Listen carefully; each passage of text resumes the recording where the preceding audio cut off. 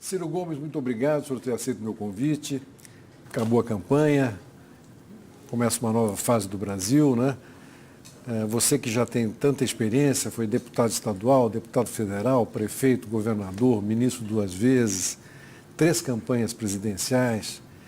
Essa foi a campanha mais insólita que você participou? Foi, sem dúvida nenhuma, a campanha mais estranha pelo resultado. A minha geração acostumou-se a ver a democracia evoluir sempre, a nossa geração, né? Então, desta feita, aparentemente, o Brasil resolveu dar um gigantesco passo para trás e um passo para trás na direção de um grande ponto de interrogação. Então, você falou da experiência. Normalmente, as nações escolhem para dirigi-las os mais experientes. Nós escolhemos uma pessoa que nunca administrou nenhum pequeno negócio particular. E demora para dominar a máquina pública, né? Demora profundamente. Às vezes é um tempo tão crítico que passa e você veja, o Paulo Guedes, por exemplo, nunca teve nenhuma vivência no serviço público. Nunca, nenhuma vivência. Em 9 dias, eu estava contando agora, declarações absolutamente ociosas, desnecessárias, que não estão, às vezes, em momentos que você dá declarações no meio de um contexto em que você está afirmando um conjunto de estratégias ou de valores e tal, mas não, abrimos 3 gravíssimos conflitos potenciais por nada. Um conflito desnecessário com o Mercosul, uma declaração boba, um conflito desnecessário, o Brasil tomou um editorial do jornal informal do governo chinês, que é nada mais nada menos do que, são nada mais nada menos do que o primeiro e o terceiro parceiros comerciais do Brasil, e uma declaração boba de transferência da capital, da Embaixada Brasileira de Tel Aviv para Jerusalém, nos leva para dentro de um contexto onde o Brasil nunca teve problema. Né? A Assembleia das Nações Unidas, que homologou o Estado de Israel, foi presidida por um brasileiro, Oswaldo Aranha, e os árabes... Agora está me parecendo que o Bolsonaro sabe voltar para trás também, né? Assim, eu tenho uma atitude diferente de uma certa oposição que nós nos acostumamos nos últimos anos no Brasil. Eu acho que os rituais da democracia têm um valor muito grande. Portanto, se eu pedir ao povo, né, o privilégio, a honra de servir ao Brasil como seu presidente, e o povo a quem eu pedi que me elegesse, elegeu outro, o que me cabe é aplaudir, é reconhecer, é desejar boa sorte, porque... Aliás, você fez isso. Eu fiz isso muito chocado com o que o candidato do PT fez, não é, que fez uma declaração formal, não desejou boa sorte, não cumprimentou. Isso tudo é muito ruim para o ritual democrático. Agora, e o PT nunca mais? Se eu puder, eu não quero mais fazer campanha com o PT. Isso é uma coisa prática, porque se nós olharmos, Roberto, o PT tem feito um mal muito grande ao Brasil. Nem digo que seja voluntário, mas deu-se uma situação em que eles não conseguem conviver com essa situação e estão subordinando o interesse nacional, a história do Brasil, o destino do nosso povo, a um conjunto de fraudes, um conjunto de escolhas absolutamente assustadoras. Não existiria essa crise sem o absoluto equívoco que foi a escolha da Dilma. Uma pessoa que, a despeito de ser honrada, não tem nenhuma vivência do serviço público, não conhecia o ramo político e tal, e que se deixou impedir, não conseguindo somar 1/3 dos deputados, numa Câmara que até à venda estava, conforme a trágica notícia que nós tivemos.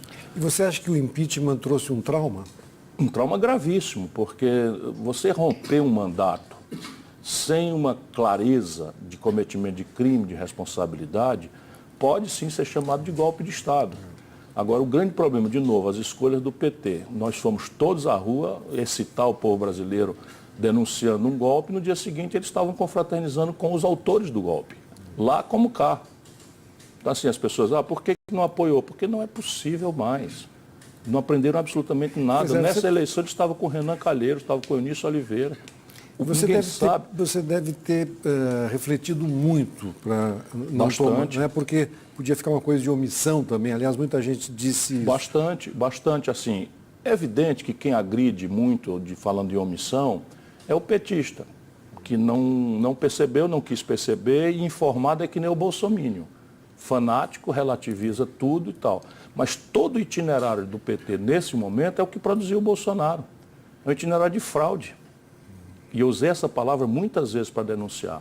Até as pedras do caminho sabiam que o Lula não podia ser candidato, porque a lei da ficha limpa é flagrantemente clara, não admite dúvida, nem interpretação relativizada. Não existe isso, é uma lei que o Lula botou em vigor.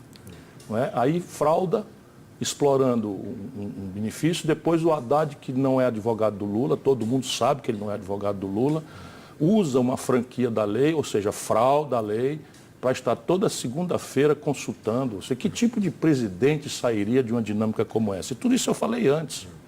E eu estava dizendo antes para dizer que não contassem mais comigo para aperfeiçoar uma fraude daquela natureza. Agora, em que momento da campanha você sentiu que o Bolsonaro ia ou podia ganhar? Eu imaginava que nós começaríamos a demonstrar o grande vazio de propostas, de experiência dele, ali quando começassem os debates. E assim foi muito flagrante, ele foi ao primeiro debate. E no primeiro debate tocou a mim, né, fazer um conjunto de perguntas. Eu fiz uma pergunta sobre essa coisa da inadimplência generalizada, que bota 63 milhões de brasileiros no SPC, e ele deu o queixo para bater de uma forma muito clara. Ciro, isso é um milagre, isso aí o PIB brasileiro dá 10 PIB brasileiro, ou seja, nunca parou para estudar, isso não é a vocação dele. E, portanto, ele iria, um debate depois o outro, ele não iria, penso, resistir, embora a maior força política hoje no Brasil seja o antipetismo que ele conseguiu interpretar com certa contundência e simplicidade. Né? Mas aí veio a facada. Com a facada eu pensei, não, se eu conheço o povo brasileiro, ele agora está protegido. Né? E aconteceu. Como é que você está vendo os movimentos dele, esses primeiros movimentos, escolha de ministros? Eu tenho que dar coerência àquilo que eu falo. Eu desejo boa sorte, eu reconheço a eleição dele, não cabe a mim negar a legitimidade dele, isso é um processo, volto a dizer, é o mesmo povo a quem eu pedi o direito de ser presidente. Porque não foi a mim que escolheu, eu não tenho o direito de não cumprimentar o meu adversário, porque eu estou cumprimentando o povo. E o povo brasileiro está tão machucado que eu preciso desejar honestamente boa sorte. E eu quero ser coerente com isso nas minhas declarações, portanto eu tenho sido muito econômica, não vou ficar com miudices acompanhando, enfim. Somando o que eu já conhecia com os primeiros movimentos, a minha inquietação aumentou muito nos últimos tempos. Menos por aquilo que está aí, você tem o general Helena, um homem de nível, né? O Sérgio Moro pode e deve ser criticado do seu ponto de vista ético, sim, mas nada legalmente o impede de sair da magistratura e ser ministro. Lembrando que ele vai ser ministro da Segurança Pública. Também, né? Além da Justiça. Essa é a grande demanda popular. Né? A Justiça tem a ver com combate à corrupção, etc., mas é preciso formular e botar a mão na segurança pública. A economia me preocupa profundamente. Cada fragmento de informação que sai me preocupa muito. Veja bem, fala-se, não sei com que veracidade, mas saiu da própria boca do Paulo Guedes a ideia de fundir o Banco do Brasil com o Bank of America. Isso eu não vi. São coisas assim, entram e saem, parece assim um estilo Bolsonaro de ser, de ouvir uma aberração, vazar e se aconselhar com a repercussão da rua.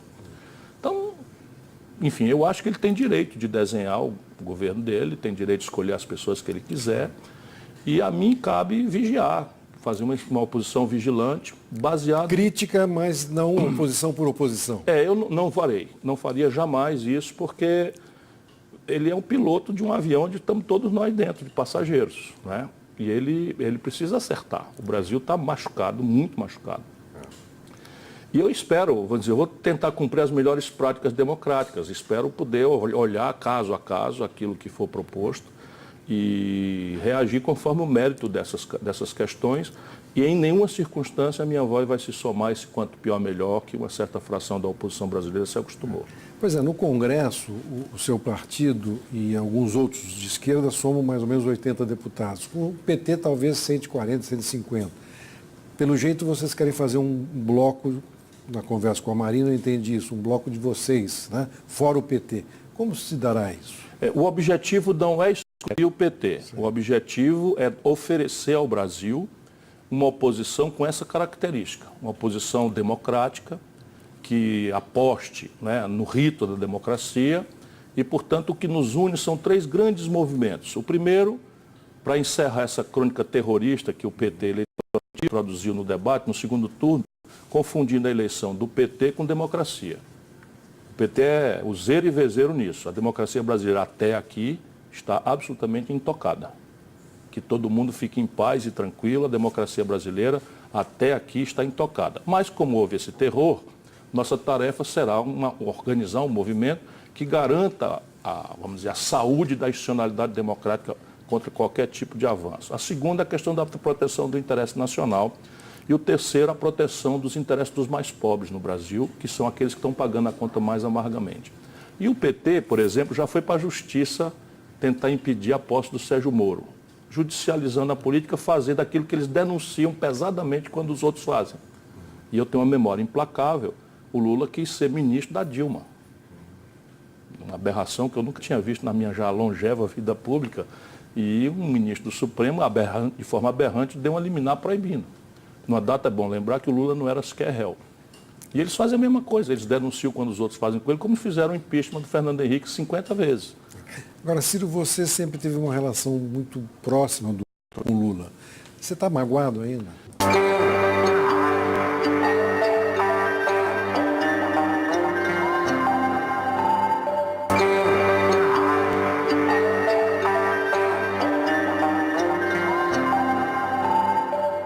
Ciro, você sempre teve uma relação muito próxima com o Lula. Você está magoado ainda? A mágoa não é sentimento que caiba na política, né? Eu estou decidido a enfrentar. Estou decidido a enfrentar porque enquanto eles obrigavam a todo mundo progressista a uma dicotomia, eles ou nós, eu tenho que ter humildade porque eu não pertenço a nós e não a eles, né? Então não sempre foi de meu agrado, só aceitei ser ministro no primeiro governo do Lula. Todas as contradições que eu vi, eu denunciei, me afastei, mas é nós ou eles. E a gente na política é também aquilo que nega. Agora não tem mais cabimento, nenhum cabimento. O que o Lula tem feito ao Brasil é um preço que o país não aguenta mais pagar. O que você mais aprendeu nesses 30 anos de política em relação ao ser humano? O ser humano a humanidade é vária, dizia meu pai.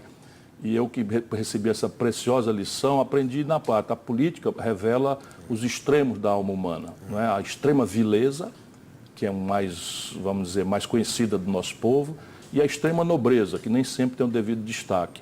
Cabe a quem consegue passar a vida sendo respeitado, como eu tenho esse privilégio, são quase 39 anos de vida, nunca respondi por nenhum mal feito, onde eu ando no Brasil sou acatado, respeitado, cabe se fazer acompanhar ou procurar acompanhar essa extrema nobreza e repudiar a extrema vileza, mesmo em momentos em que a extrema vileza manda, né? Como aconteceu recentemente no país. O Brasil buscou uma saída conservadora, né? Conservador no sentido que não é um governo talvez possa ser até progressista no sentido de mudança, mas não no sentido social, como você diz, né? Por que você acha que o povo tomou essa decisão? A força dominante é fragmentária e só se coesionou por ódio. É o antipetismo. Você acha que o antipetismo foi o... Essa é a explicação para esse alho, bugalho, gato, sapato, galinha, cachorro, tudo junto, não é? Que forma essa esmagadora maioria, não é? Uma maioria em que em São Paulo, a terra do Haddad, foi 68-32. Não é? Isso não dá para a gente chamar 68% da população de fascista. Eu me recuso terminantemente, pelo contrário, eu tenho me posto humildemente a tentar entender isso. E aí você tem várias questões, por exemplo, a moral popular. A moral popular é diferente da moral dos setores ilustrados da sociedade, que temos o privilégio do iluminista, né, de conhecer as experiências de mistura de religião com política e tal. Mas a moral popular fica muito chocada com os costumes, você está dizendo. Não sei nem os costumes, porque o nosso povo é muito tolerante. Mas daí você, a explorar essa tolerância generosa que o nosso povo tem, com políticas públicas para afirmar um identitarismo de minorias que são mais próximas do pensamento progressista, é falta de respeito. Aí o Bolsonaro inventa, é uma mentira, uma seda de R$3, que se tentou implantar um kit gay nas escolas. O nosso povo está nem aí para os homossexuais, nosso povo convive numa boa, em todo canto. Mas, de repente, eu vou transformar isso numa política pública, e de forma despudorada. Aí a lei diz que a propriedade é uma coisa protegida pela lei, pela Constituição, etc. e de repente os amigos do Lula, do MST, se autorizam a invadir as coisas e a lei não funciona e tal. Aí vão se acumulando essas contradições, não é? E a economia. A grande repulsa hoje é que a Dilma construiu essa, que é a maior crise da história brasileira. E ela não vai engolir só a Dilma e o Temer, que já foram engolidos, ela engolirá o Bolsonaro. Porque trata-se de um problema muito concreto, muito grave, são números que não serão resolvidos a golpe de frase feita, muito menos de concepções exóticas copiadas de manuais mofados de Chicago, que o meu amigo Paulo Guedes parou de ler desde os anos 80. Esse é o grande problema do Brasil, 150 bilhões de reais de déficit, uma dívida pública que passa de 5 trilhões de reais, vence 26% agora, saiu hoje, saiu o relatório do trimestre de lucro dos bancos. Os 5 maiores bancos no Brasil tiveram 17,6 bilhões de reais de lucro no trimestre. O comércio quebrando, 220 mil lojas fecharam no Brasil, a indústria agonizante, 13 mil indústrias fecharam nos últimos 3 anos no Brasil, a sociedade brasileira desempregada à conta de milhões de pessoas, 13 milhões e 700 mil pessoas, 63 milhões com nome sujo no SPC e os bancos com esse lucro exorbitante. Então você acha que essa lua de mel tem tempo para acabar? Sim, é natural que todo mundo tenha uma certa boa vontade e nós temos que respeitar isso. Volto a dizer, é a figura do avião. Ele é o piloto escolhido para nos dirigir nessa travessia tormentosa em que se encontra o caminho do Brasil. Mas ele terá um certo êxito nesses juízos morais, né? Afrouxar a legislação de controle de arma, para dar uma resposta tosca, completamente equivocada à violência impune que assusta o povo brasileiro. Redução da maioridade penal, talvez, de novo, numa direção de simplificar coisas que são muito mais complexas, ele terá uma longevidade um pouco maior. Mas na economia, ou acerta a mão na entrada, ou 6 meses depois ele estará sendo cobrado de uma forma muito azeda. E ainda não falamos da questão internacional, né? Se a China, não é, resolve transformar aquela ameaça do editorial num gesto prático, que para eles é um arranhãozinho de nada. Eles estão numa confrontação bilateral com os americanos, numa plataforma de comércio de trilhões de dólares. Conosco são dezenas de bilhões. Mas para o Brasil isso é mortal. Dado que nós já temos um fluxo negativo nas nossas contas com o estrangeiro, a parte comercial resolve quando o câmbio fica favorável e tal. Depois o Mercosul, quando a gente devia aprofundar o Mercosul e fazer talvez um OPEP dos alimentos, que Brasil e Argentina, com Uruguai e Paraguai juntos, sinalizando para Nova Zelândia, para a Austrália, nós podíamos fazer um OPEP dos alimentos, e o alimento é muito mais relevante do que petróleo. E isso tudo está sendo jogado na lata do lixo, assim, de forma muito descuidada. É evidente que daqui a pouco ele vai ver essas repercussões, ele de burro não tem nada, mas ele vai ver, tem que já rapidamente chamar alguém do Itamaraty, qualquer um que ele chamar do Itamaraty, com a formação do Rio Branco, vai nos prevenir dessas loucuras toscas que nós assistimos. Hoje o Laffer já falou, né? O Celso Laffer já falou que devemos aproximar o Brasil de uma coisa com Israel, não sei bem qual é a motivação dessa coisa, mas em nenhuma hipótese o Celso Laffer, né? O Brasil deveria transferir a capital de Tel Aviv para Jerusalém. Por quê? Porque a retaliação é instantânea. A retaliação comercial é um embargo a carnes brasileiras, que é uma das razões pelas quais a gente tem superávit comercial com os árabes, e o outro problema é trazer para a fronteira brasileira o conflito e as suas linguagens de terror, por exemplo. Você tem muita desconfiança dessa política liberal econômica? A grande questão é que o mundo é cruel, né? Claro que o liberalismo exerce um certo fascínio entre as elites, porque nós todos conhecemos as perversões de um Estado podre, corrupto, ineficiente, balofo, e o liberalismo propõe uma coisa muito simplória, né? Vamos reduzir isso a uma dimensão mínima, vamos demitir isso da economia, deixar que a iniciativa privada faz. Se a moeda do mundo fosse uma só, se a taxa de juros internacional fosse igual à brasileira, se o nível de maturidade tecnológica, nação a nação, fosse contemporâneo, os exércitos se as escalas das economias fossem iguais, não vejo dificuldade. Ainda assim, teríamos que facilitar e não fazer o oposto às migrações. Porque a grande questão é que, na medida em que você pede a facilitação das fronteiras para o fluxo financeiro e comercial, nós vemos crescer o protecionismo contra as migrações. Né? A xenofobia, o próprio Bolsonaro é xenófobo. né? Tem lá uma atitude absolutamente desumana com relação aos venezuelanos, que mexeu com a Amazônia. Os amazônidas votaram em massa no Bolsonaro, parte disso porque ele denuncia o ambientalismo, de novo, o ambientalismo descuidado do senso médio. As populações que vivem esse drama da migração sofrem muito também. É evidente, né? porque o setor público não resiste. Uma onda de 50, 70 mil venezuelanos chega em Pacaraíma, o hospital não resiste. Portanto, a tarefa humanitária é da União Federal. A mesma coisa. A Europa, mais, assim, eu ia dizendo uma palavra aqui que não é muito polida, mas a Europa é menos generosa. A Europa tem mais margem para... A França está tentando fazer uma coisa diferente, né? Mas a Áustria, por exemplo, elegeu um neonazista também, né? E o mundo está duro, o mundo está difícil. Agora, a linguagem e o linguajar do Bolsonaro é, como você falou, muito tosco, muito direto, assim, no mau sentido da palavra, né? Mas na cadeira, sentado na cadeira, ele vai ter que mudar, né? Inclusive, talvez não possa ir tão para a direita como ele se mostrou na campanha. Eu tenho segurança de que a estrutura brasileira vai engolir o Bolsonaro. E nesse sentido eu nem gosto dessa notícia, porque ele é uma energia. E é uma energia na direção de mudar. E essa é uma energia que eu cultivo. Não dá mais para o Brasil ficar como está. Como ele não tem, dizem as neurociências, né, as novas ciências aí enfim, que estudam os movimentos do cérebro, que a nossa capacidade de pensar em abstrato é uma variável da análise combinatória das palavras que a gente domina.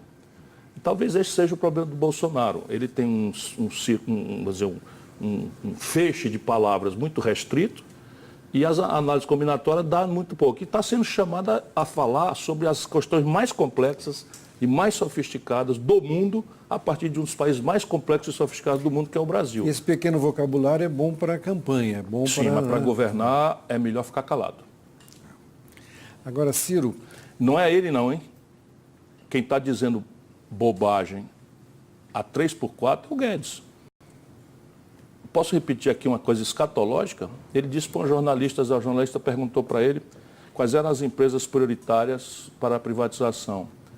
Ele disse, são aquelas envolvidas no CU dos curiosos. O ministro da Fazenda, da oitava economia do mundo. A prensa no Congresso também foi mal colocada. A prensa no Congresso foi mal colocada. Sim, mas é assim, o que ele está pensando? Aí de graça, disse para a moça da Argentina, o Mercosul não é prioridade. Agora, Ciro, você também tem de frases, às vezes... Não, eu não estou me arrependendo de frases. A questão é o seguinte, a que serviço, a que proposta, a que propósito essa frase se dá? Eu desafio um brasileiro, eu não me desculpo, mas eu desafio um brasileiro que diga, não, o Ciro esquentou a voz, falou um palavrão descontextualizado, sem objetivo, sem nenhuma razão de ser para isso e tal. A última, recentemente, eu falei de uma pessoa que eu quero bem e estimo, que é o Leonardo Boff. Leonardo Boff faz uma carta para mim super generosa, me enche de elogios no privado, e depois, porque eu não atendo o apelo dele, ele me acusa de ser um antidemocrata, não sei o que, e tal, achando que isso provavelmente é trivial. E eu respondi, isso é um bosta. Nunca dei um dia de serviço, não conheço a opinião dele sobre o mensalão, sobre o petrolão, sobre todas as canalices que o PT fez. Então os valores do Boff são relativizados. Você vê que você tem um linguajar... Então, linguajar é uma coisa. Não seria eu o melhor professor de linguagem para ninguém. Estou falando o seguinte, qual o propósito nós estamos alcançando ou buscando de afirmar que nós vamos transferir a capital à Embaixada do Brasil de Tel Aviv? Qual é o propósito de dizer para um repórter argentino que o Mercosul não é prioridade? A quem interessa o Brasil dizer, não é, que... Enfim, essas coisas malucas que estão sendo faladas aí. O Lula e o Mitterrand competiram 3 vezes e ganharam na 4ª. 22 está longe, mas você vai andar pelo Brasil. Com a experiência que eu tenho, o que eu posso prometer, e isso eu prometo ao povo brasileiro, é que eu vou seguir lutando com a mesma energia. Não vai se aposentar? Não, vou seguir lutando com a mesma energia. Eu disse porque eu disse assim, e muito mais porque eu não acreditava. Eu disse, se o Bolsonaro ganhar a eleição, eu vou cumprimentá-lo, desejar boa sorte e saio da política. E vai chorar? Chorar. Chorou? Chorar eu chorei. Chorar eu chorei. Menos por mim e mais por aquilo que eu vi mesmo acontecer, os riscos que o país está passando, né? Isso tudo me machuca muito. Eu estou com muita apreensão. Não essa fascistoide que quer negar legitimidade a ele, mas porque o problema do Brasil é muito grave. E, infelizmente, nós estamos aí armados, e eu vou tentar desarmar isso, em que o presidente é eleito, no dia seguinte, a oposição quer destruir. Quer dizer, então, o teu norte agora vai ser andar pelo Brasil, conversar com as pessoas, procurar unir o que puder da oposição e fazer uma oposição crítica. Eu vou fazer mais do que isso. Nós temos bancadas no Senado, na Câmara, o Lupe é um belo de um dirigente partidário. A minha tarefa mais empolgante vai ser mexer com a juventude, que veio em massa na minha direção e veio procurando uma referência. E isso talvez seja o meu legado. Nem todos os brasileiros que quiseram foram presidentes da República. E eu não estaria em má companhia, não. O Covas não foi, o Brizola não foi, dizem o que Rui Barbosa presidência não foi. É destino. Né? É destino. Não é? E alguns que foram presidente, talvez eu não quisesse o seu destino. O Lula está na cadeia, a Dilma no ostracismo, perdeu a eleição para o Senado, o Collor passou pelo que passou. Enfim, eu quero muito ser presidente do Brasil, mas eu não faço disso meu propósito de vida, não. Eu hoje estou entusiasmado em organizar o movimento. Muito obrigado, Ciro Obrigado Gomes. a você. Obrigado.